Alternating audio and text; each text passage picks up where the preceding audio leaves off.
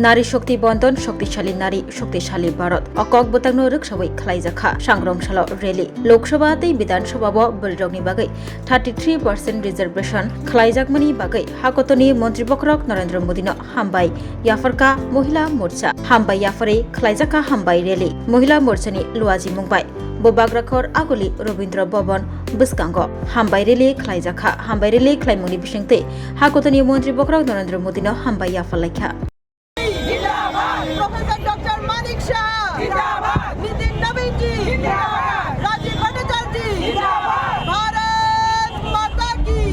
দেখুন আজকে নারী শক্তি বন্ধন অধিনিয়ম নিয়ে দেশের মাননীয় প্রধানমন্ত্রী নরেন্দ্র মোদীজি সংসদে বিস্তর আলোচনা করছেন। 16, 17, 18 এই অনুষ্ঠান সংসদের উচ্চকক্ষে এবং নিম্নকক্ষে চলতে থাকবে। নারী শক্তি বন্ধন অধিনিয়মের মাধ্যমে দেশের প্রধানমন্ত্রী মাননীয় নরেন্দ্র মোদীজি চাইছেন দেশের 33% মহিলাকে আইনের আওতায় এনে তাদেরকে সংরক্ষণ দিয়ে রাজনীতিতে তাদেরকে স্বীকৃতি দেওয়া, অর্থাৎ সংসদের উচ্চকক্ষে লোকসভায় এবং রাজ্য বিধানসভাগুলিতে 33% আসন সংরক্ষণ করে মহিলাদেরকে রাজনৈতিকভাবে প্রতিনিধিত্ব করার সুযোগ দেওয়ার জন্য এই নারী শক্তি বন্ধন অধিনিয়ম এই বিলটি তিনি আবার লোকসভায় এবং রাজ্যসভায় আজকে চর্চা করছেন। এই আইনের মাধ্যমে দেশের 33% মহিলা তাতে রাজনৈতিকভাবে সুযোগ পাবেন প্রতিনিধিত্ব করার। দেশ এগিয়ে যাচ্ছে নরেন্দ্র মোদীজির নেতৃত্বে। তিনি বিশ্বাস করেন যে এই দেশের নারীদেরকে পেছনে ফেলে কোনোভাবে দেশকে বিকশিত ভারত করা যাবে না। তাই তিনি এই আইনের উপর এই বিলের উপর অত্যন্ত জোর দিয়েছেন। যেভাবে আমাদের ত্রিস্তর পঞ্চায়েতে এবং নগর পঞ্চায়েতে এবং মিউনিসিপ্যালিটিতে মহিলাদেরকে 50% রিজার্ভেশন প্রায় দেওয়া হয়েছে এবং মহিলারা যেভাবে কাজ করছেন দেশের সংসদে এবং রাজ্য বিধানসভাগুলিতেও যাতে মহিলাদের অংশগ্রহণ বৃদ্ধি পায় তার জন্য এই আইন তিনি বিল এনেছেন। 2025 সালে সেই বিল পাশ হয়ে আইনে পরিণত হয়েছে। কিন্তু এখন বিভিন্ন বিষয় নিয়ে যেমন আপনার যে ডিলিমিটেশনটার উপরে বেস করে করা কথা ছিল 2027 সালে ডিলিমিটেশনে হবে না 2011 সালে ডিলিমিটেশন, এই নিয়ে সংসদে মাননীয় প্রধানমন্ত্রী আজকে আলোচনা রাখেন। আমরা সমৃদ্ধ হয়েছি শুনে। আমরা দেশের প্রধানমন্ত্রীকে আন্তরিকভাবে ধন্যবাদ দেওয়ার জন্য ত্রিপুরা রাজ্যের আজকে আমরা আগরতলা এবং সারা জেলাগুলিতেও ছোট বড় করে আজকে পদযাত্রা হচ্ছে। আজকে আমরা সদর আরবান এবং সদর রুরাল এই দুটি ডিস্ট্রিক্টকে আমাদের সাংগঠনিক ডিস্ট্রিক্টকে নিয়ে আজকে আমরা এখানে পদযাত্রায় সামিল হচ্ছি এবং দেশের প্রধানমন্ত্রীর কাছে আমরা নারী হিসাবে আমরা কৃতজ্ঞতা জ্ঞাপন করছি। এর আগে ভারতবর্ষে অনেক প্রধানমন্ত্রী শাসন করেছেন, দেশের প্রধানমন্ত্রীর আসন অলঙ্কৃত করেছেন। এমনকি ভারতবর্ষের যিনি মহিলা প্রধানমন্ত্রী ছিলেন শ্রীমতী ইন্দিরা গান্ধীজি, তার সময়ও কিন্তু মহিলা সংরক্ষণ বিল পাশ হয়নি। এমনকি কংগ্রেসের নেতৃত্বে সোনিয়া গান্ধী যখন ইউপিএ চেয়ারপারসন ছিলেন, সংসদে তিনি ছিলেন, তিনিও চিন্তা করেননি যে এই দেশের মহিলাদেরকে অগ্রাধিকার দিয়ে রাজনৈতিকভাবে তাদেরকে প্রতিনিধিত্ব করার সুযোগ দেওয়া। কিন্তু দেশের প্রধানমন্ত্রী নরেন্দ্র মোদী এই চিন্তা করছেন যে দেশের অর্ধেক আবাদি, দেশের অর্ধেক ভোটার এই দেশের মহিলারা। কিন্তু মহিলাদের দেখবেন এবারে লোকসভার যদিও দেখেন তাহলে দেখবেন মাত্র 14.6% মহিলা প্রতিনিধিত্ব করার সুযোগ পেয়েছেন। তাই আমরা আজকে যেখানে 33% যে সংরক্ষণ হচ্ছে এর মাধ্যমে আমরা ত্রিপুরা বিধানসভায় বলুন এই দেশের বিভিন্ন রাজ্যের বিধানসভায় এবং সংসদে মহিলারা প্রতিনিধিত্ব করার সুযোগ পাচ্ছেন এবং সংসদেও আমাদের লোকসভার আসন বৃদ্ধি হচ্ছে, আমাদের রাজ্যসভায় আসন বৃদ্ধি হবে, এমনকি দেশের বিভিন্ন রাজ্যের বিধানসভার আসনও বর্ধিত হবে এবং মহিলারা 33% সংরক্ষণের মাধ্যমে দেশের রাজনীতিতে প্রতিনিধিত্ব করবে। দেশ বিকশিত হবে মহিলাদের নেতৃত্বে। উমেন লেড গভর্নমেন্ট দেশের প্রধানমন্ত্রী চাইছেন। পঞ্চায়েত থেকে পার্লামেন্ট পর্যন্ত নারীদের গর্জন, মাননীয় প্রধানমন্ত্রী সেই ভরসা এবং বিশ্বাস করেছে অর্জন।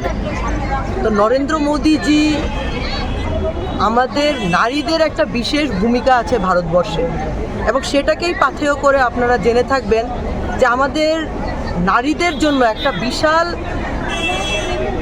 এই 16, 17, 18 এই যে 3টে দিন আমাদের জন্য বিশাল একটা গুরুত্বপূর্ণ দিন, ঐতিহাসিক দিন হতে যাবে। 33 reservation for women in parliament, Lok Sabha আসনে এবং স্টেট অ্যাসেম্বলিজ এবং তার সাথে ইউনিয়ন টেরিটরিজগুলোর মধ্যে আমরা দেখতে পাবো। সেটা যারা আমরা রাজনীতির সাথে যুক্ত, যারা আমরা মানুষের জন্য কিছু করতে চাইছি, যারা নরেন্দ্র মোদিজির যে ভিশন, যে ডকুমেন্টেশন, যে ড্রিম, যে আইডিওলজি, যে নারীদেরকে একটা সসম্মানিত জায়গাতে পৌঁছতে, কেননা মেয়েরাই পারে ঘরে বাইরে প্রত্যেকটা জায়গাতে সমানভাবে ওরা সিনসিয়ারলি এবং ডিভোটেডলি প্রত্যেকটা জায়গাতে ওরা কাজটা করে উঠতে পারে। এবং নারী তুমি নারায়ণী, এই যে কথাটা উনি হলফে সেটা সত্যি করে দিয়েছে। এবং এই মঞ্চ থেকে আজকে আমরা জানি যে বিশেষ গুরুত্বপূর্ণ অধিবেশন চলছে আমাদের 16 to 18 পর্যন্ত, যেখানে আমাদের যে উইমেন্সদের যে বিলটি, যেটা আমরা বলছি Nari Shakti Vandan Adhiniyam, 33% reservation for women in Lok Sabhas, state assemblies and in the union territories. So we are really proud of our Prime Minister Pradhan Mantri Narendra Modi ji, and we wholeheartedly, the Nari Shakti of Tripura, we wholeheartedly thank him, and we know that he is blessing us, and we are literally very proud of him, and we want that in the faith that he has shown to the Nari Shakti, to all the women of India, we plead and we know and we promise him that we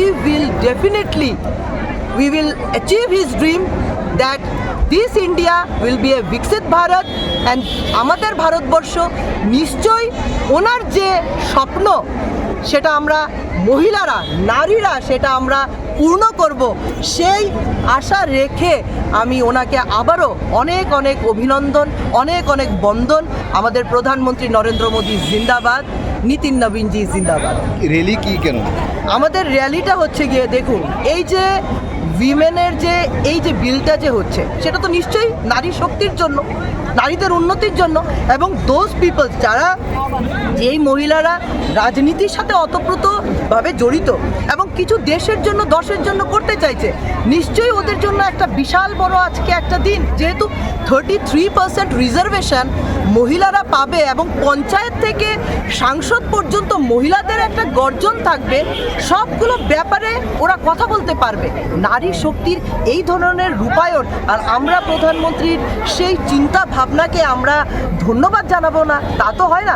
আজকে এই বিশাল আকারের যে আপনারা এই ত্রিপুরা রাজ্যে এই যে একটা ভূমিকম্পের মতো যে একটা র্যালি হতে যাচ্ছে মহিলাদের, সেটার জন্য নিশ্চয়ই প্রধানমন্ত্রী নরেন্দ্র মোদীজিকে ধন্যবাদ, টু থ্যাংক হিম।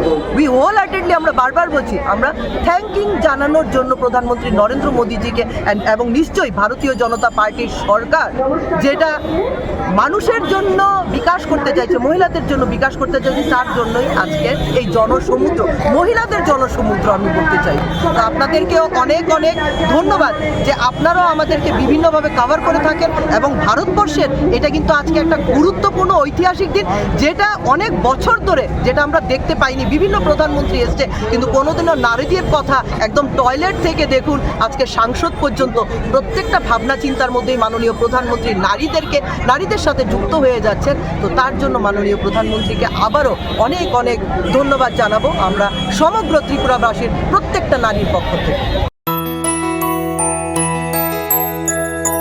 স্বাদে ভরা ঘিয়ের সুবাস লংতরায়, কি ভালো খেতে, শুদ্ধ ঘিয়ের আবেশ ভরা লংতরায়, অপূর্ব সুগন্ধ, পুষ্টি ভরা ঘিয়ের খাবার, কাওয়া ঘি প্রিয় সবার লংতরায়। একেই বলে বিশুদ্ধ ঘি। বিশুদ্ধ ঘি নাম মনে রেখো লংতরায়। লংতরাই ঘি রোজ খাবারে তোমাকে চাই। লংতরায়, লংতরায়, লংতরায়। শোনো শোনো ভোজন রসিক, শোনো মন দিয়া, ঝাঁঝের স্বাদে রান্না করো, লং তরাই দিয়া। ইলিশ সর্ষে পোস্ত বাটা যেমন ইচ্ছে নাও, মালাই চিংড়ি মাংস কষা চেটে পুটে খাও, আহা চেটে পুটে খাও, আহা চেটে পুটে খাও। লং তরাই কাচ্চি ঘানির সর্ষে তেলে টেস্ট, যে খাবে সেই বলবে লং তরাই বেশ। লং তরাই সর্ষের তেল, ঝাঁঝে স্বাদে তোমাকে চাই। আহা লং তরাই বেশ, আহা লং তরাই বেশ। তুমি আছো রান্নাঘরে, তাই সুগন্ধে ভরে, যা খুশি তেমনই খাই তোমার জাদুর রান্নায়। থাকে শুধু লং তরাই, থাকে শুধু লং তরাই। কত কেজি রান্না হয়, মনটাই করছো জয়। ভালোবেসে বলছি তাই, রান্নায় তোমাকে চাই। চাই শুধু লং তরাই, চাই শুধু লং তরাই। লং তরাই গুঁড়ো মশলা, রান্নায় তোমাকে চাই। চাই শুধু লং তরাই।